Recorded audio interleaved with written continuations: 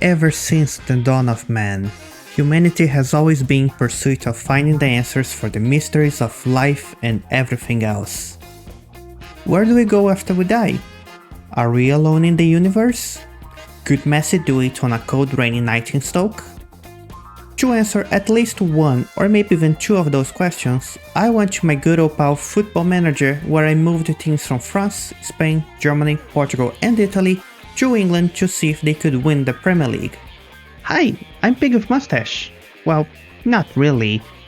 I'm just a hired actor. The real Pig of Mustache lives in a cave separated from society. Alright, before we get to the experiment itself, I need to explain how I'm gonna do it first. I took the best 4 teams from each country, one country at a time, and I swapped them with 4 Premier League teams.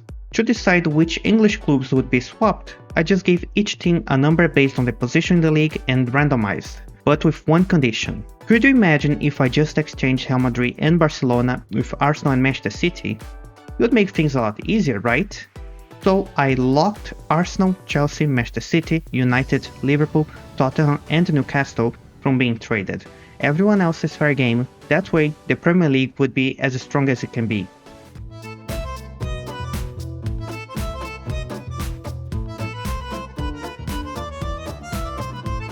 It is the first match day and things don't start so well for PSG, with Fulham showing the Premier League's calling card right at the beginning of the match. But Mbappé made sure to remind us that happiness is nothing more than a fleeting emotion, as he turned the game around for PSG and they won the first match.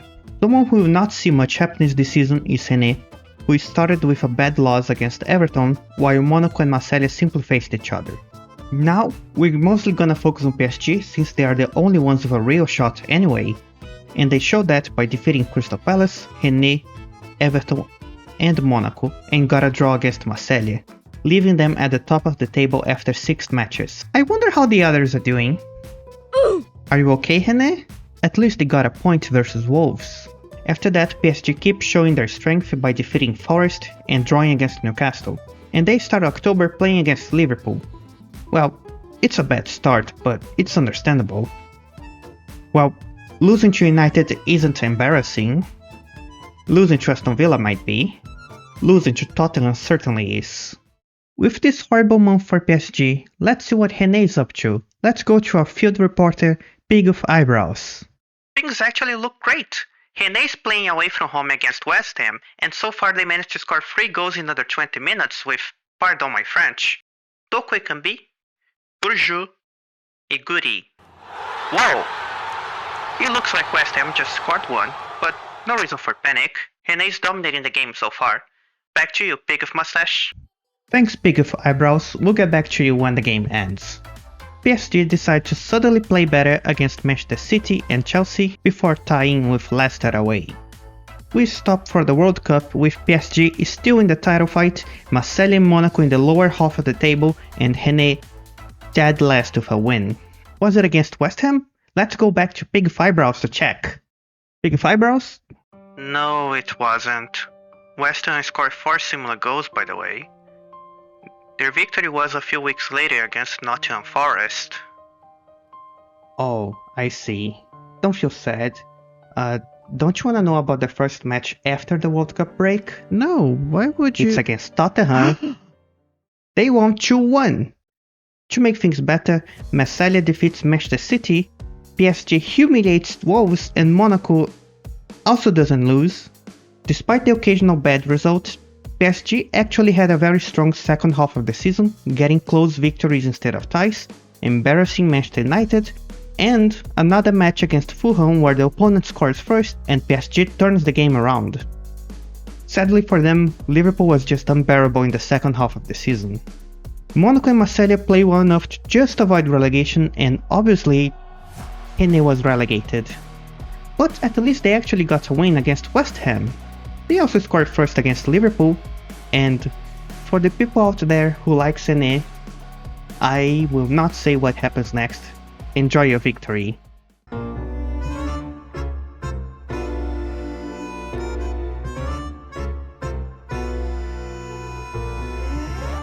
In the first quarter of the season, Spain's biggest highlight is Barcelona. They start the season with a victory versus West Ham, and they continue to win in the next matches against Nottingham Forest, Chelsea, Bournemouth, Liverpool, and Crystal Palace, which means that after 7 match days they are leading the league alongside Wolverhampton, and that's before the 80th match against Everton, which they somehow lost, and now Wolves are leading the pack. And it also looks like we have a new René this season. After losing to Everton, Barcelona draws with Real Madrid, which is a normal result to be fair, they're still in the title fight. That is, before they lose to Southampton, Arsenal, Leeds, and Manchester United. Ironically, they recovered themselves by beating Wolves, who had a really unlucky sequence after being first place. Our point of view shifts to Real Madrid, who, after a bad start, had a series of good results like victories against Atletico, Manchester United, and Southampton. They also had a wild match against Real Sociedad. Hey, I'm just finishing editing this video and turns out I didn't record any footage for the Real Madrid and Real Sociedad match, so instead I'm using PixArt AI image generator to show what happened. Hopefully the difference is negligible to you. Where Mariano Diaz scored a brace. Yeah. But surprisingly, that is not the reason the match was wild, because Sociedad actually tied the game, all of that in just 11 minutes. And yet, that is also not the reason the match was wild. As usual for Sociedad in the league, they couldn't keep Real Madrid to a draw thanks to Marco Asensio. In the end, Eden Hazard also scored. Now that is why the match was wild. A few more victories against Crystal Palace and West Ham, and now Real Madrid is the best Spanish team in the league. As for Real Sociedad, they defeated Bournemouth and are not last anymore. Coming back from the World Cup, which Uruguay won, it's also a good time for Spanish-speaking teams, with Real defeating Chelsea, Atletico blasting Bournemouth, and Barcelona making a mockery of Tottenham. What about Real Sociedad? We don't talk about Real Sociedad.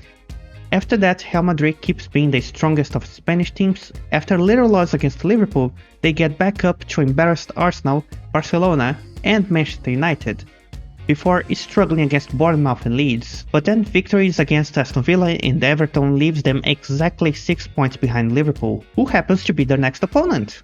In the rematch against the Reds, things started well with a Benzema goal, and just when Liverpool started to find themselves in the game, they probably thought it was a Champions League match and started to crumble thanks to Otavio and another goal from Benzema. After being embarrassed by Real Madrid, Liverpool was ready to get the revenge against Spain.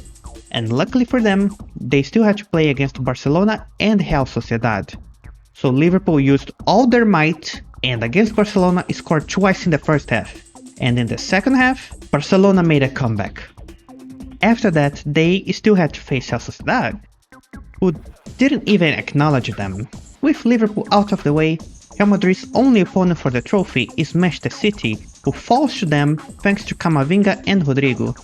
But it turns out that for the sake of storytelling, I told things out of order. After defeating Liverpool, they lost to West Ham, Crystal Palace, Wolves, and also tied with Chelsea, Tottenham, Nottingham Forest, and Atletico.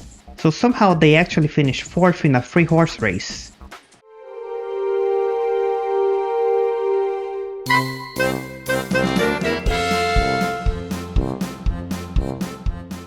The season starts well for German teams, with Bayern defeating Leeds, Dortmund pushing past Leicester, and Union Berlin securing a victory against Bournemouth. What about Leipzig? They drew with Manchester City, so it's nothing to scoff at. Yes! You're pretty excited by this. Yes, after the murder that the Premier League did to my poor, sweet, innocent René, I want to see the Premier League burn. And I think Bayern and their squad are going to do it. So do you wanna continue for us? Sure. Second round of the Premier League, Leipzig loses to Leicester, Dortmund gets bent by Crystal Palace, and Bayern gets destroyed by Tottenham. Oh, and what about Union Berlin? Oh, found it. They defeated Nottingham Forest and they are now sharing the lead with Manchester United, like we all expected. Nice. And what happens next? They win only 2 matches for the rest of the year. Do you want me to continue for you? Yeah, there's no hope. And they will never be avenged. Yeah, it's for the best. Just give me this.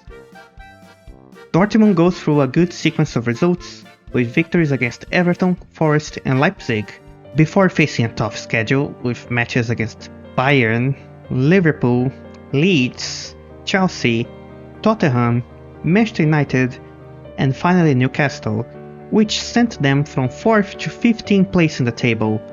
Wins against Fulham and Bournemouth gave them some room to breathe. Leipzig was flirting with relegation until a victory against Liverpool of all teams started a sequence of 5 victories in 8 matches, leaving them right next to Dortmund in the league table. Meanwhile, Bayern shows that the loss to Tottenham was just a bump in the road. They followed that result with victories against Manchester City, Chelsea, and they thrashed Newcastle. For the rest of the year, they win every single match but 3. A tie against Manchester United, another one against Liverpool, and also against Bournemouth. By the World Cup break, they are solidly in the lead. Coming back from the World Cup, they defeated Arsenal and Fulham before losing a second match, this time against Leipzig. A few more victories, and who do they face? Leipzig, again, and Tottenham as well. Can they avenge themselves? Yes, they can. 2 easy victories, and by 2/3 of the season, they have an 8-point lead to Manchester City. Thing is, right after that, they started to struggle, losing against Fulham, Arsenal and drawing against Wolves. They're still winning most of the matches, but when your opponent's Manchester City, you need to be more consistent than that. Just ask Liverpool. It all culminates in their matchup in the 36th round, where Mahrez opened the score in the 69th minute, nice, and does it again 1 minute later. Right now, Bayern is still in the lead, but the 8-point gap is gone. 1 draw and they might lose it, which is exactly what happens later against Crystal Palace. With Manchester City winning the derby, they now have a 2-point lead, and their final opponent? Dortmund. Will they help Bayern win the league? Well, first Bayern needs to win their own match against Newcastle. It always starts well with a beautiful Kimmich goal, but a counter-attack helps Newcastle tie the game. In the second half, a pass from Kimmich leads to a delightful header from Delight. And a few minutes later, they almost do it again with the exact same play. But then, another counter-attack for Newcastle ties the match again. And what happens next is a Newcastle domination of counter-attack after counter-attack after counter-attack after counter-attack, until one of the counter-attacks goes in and Newcastle wins the match. It was a moot point anyway because City won their match against Dortmund.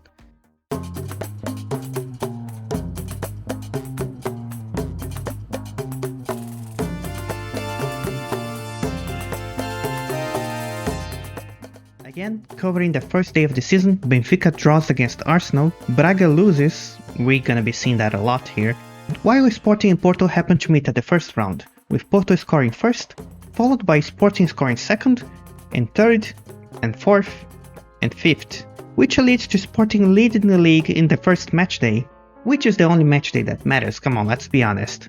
So Sporting is the champion, let's go to the next country. Okay, fine. Let's do the rest of the season too. In the next matches, Sporting ties to Tottenham, wins against Braga, and loses several matches as well.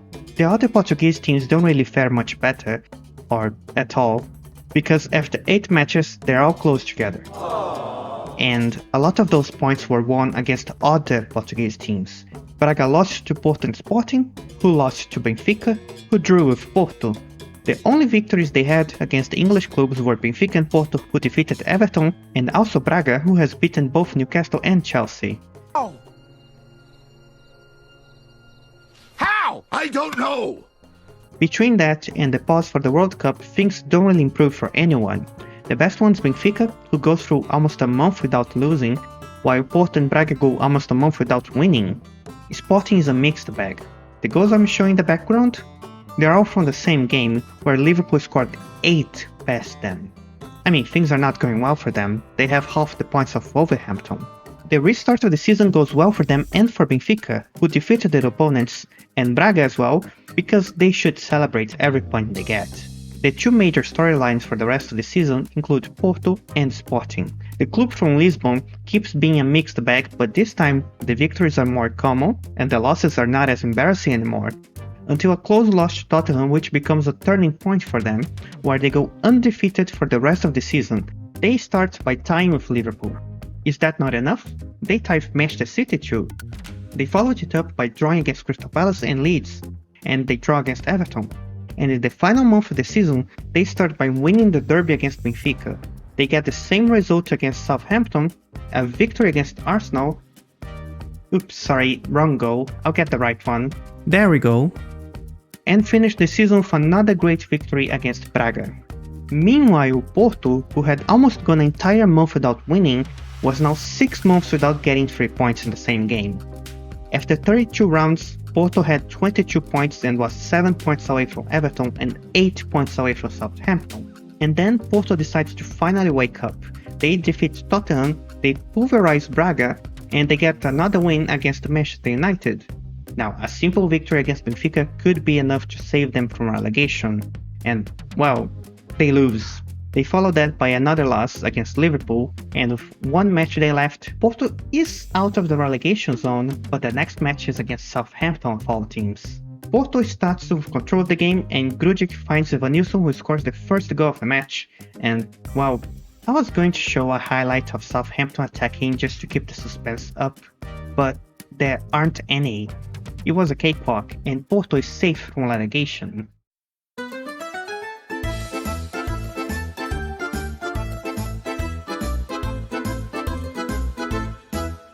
For the Italian teams, there is a small issue.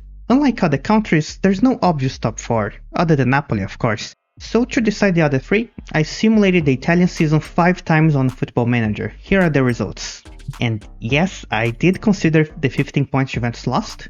They just happened to be really bad at this edition of the game. And since there was a draw, I just picked Inter anyway. I mean, have you seen Lazio at the Champions League? I don't think so. The season starts well for Italy, with Milan beating Chelsea with 2 goals from Giroud, Atalanta winning easily against Southampton, while Napoli and Inter face each other. As the season goes, Atalanta shows themselves to be the standouts of Italy, with victories against Bournemouth, Tottenham, Napoli, and Leeds. They reached the first quarter of the season tied in points with Liverpool and the 2 clubs from Manchester, and also being 10 points ahead of the next best Italian, Milan, who has a negative goal difference, mostly Manchester City's fault. Right after that, Atalanta continued the good sequence with more victories versus Arsenal, Inter, Leicester, and Aston Villa. Afterwards, they faced Liverpool, in a battle that could be the early final for them. Penalty at the beginning of the match gives Liverpool the lead. Soon after that, Zapata evens the score. All seemed well until Nunez scored twice to give Liverpool the win. After that, 2 ties with Manchester United and Chelsea, and Atalanta reaches the World Cup break only 4 points below Manchester City. They're still in contention for the trophy. Also, it is the first time where all 4 foreign teams are in the top 10.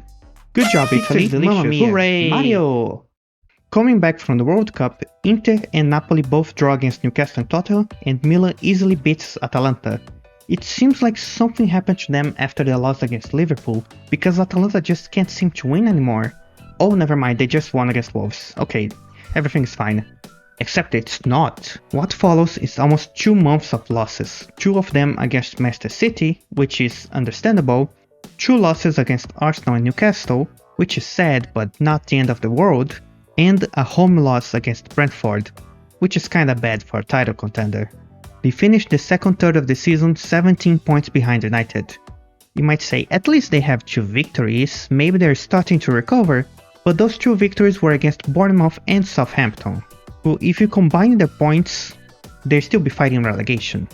For the final segment of the season, we shift the focus towards Milan. Do you remember how they were 10 points behind Atalanta after 9 games? Now they are 5 points behind.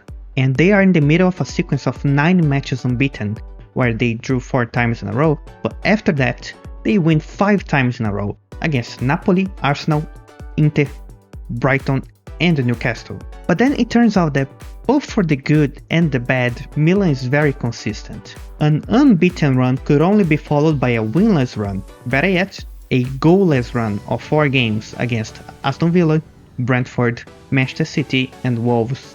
That leaves Milan only 1 point behind 4th place Leicester, with the last match being against Liverpool, while Leicester would play against Napoli, and what follows is one of Milan's most intense matches in the season.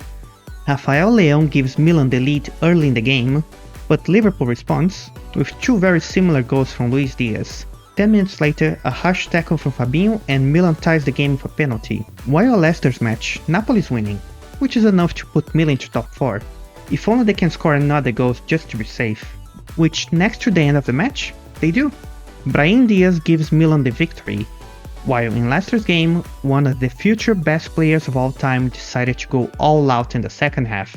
That's right, I'm talking about Harvey Barnes. You know what they say, Maradona good, Pelé better, Harvey Barnes. He single-handedly carried Leicester in every single one of his 3 goals, which means none of the Italian teams would make it to the Champions League if they played in Italy.